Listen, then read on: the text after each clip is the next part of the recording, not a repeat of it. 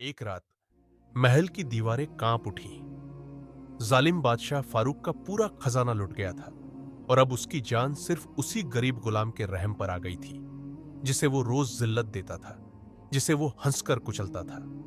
यह कहानी है बादशाह फारूक की, जो अपने तकब्बुर में इतना अंधा हो चुका था कि खुद को खुदा समझने लगा था। वो एक ऐसा जालिम बादशाह था जिसके शहर में हर तरफ उसका डर फैला हुआ था। लोग उसके नाम से कांपते थे। गरीबों को वो पैरों तले कुचल देता और अल्लाह की कुदरत को मजाक समझकर हंस देता।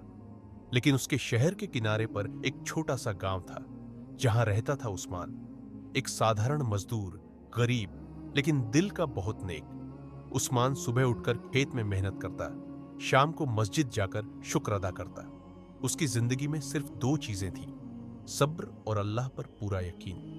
उसकी बीवी और दो छोटे बच्चे थे। छोटी सी झोपड़ी में रहते थे, लेकिन खुश थे। उस्मान कहता, जो अल्लाह देता है वो काफी है, जो नहीं देता उसमें भी हिकमत है। एक दिन बादशाह फारूक शिकार खेलने निकला। रास्ते में उसका घोड़ा रुक गया उस्मान के खेत के पास। उस्मान नमाज पढ़ रहा था और उसके चेहरे पर सुकून था। घमंडी फारूक को यह देखकर गुस्सा आ गया। वो चिल्लाया, ऐ गरीब, तू यहां क्या कर रहा है? ये सब्र और यकीन सिर्फ बकवास है। मैं तुझे दिखाऊंगा कि जिंदगी में सिर्फ ताकत और दौलत काम आती है, न कि तेरा अल्लाह।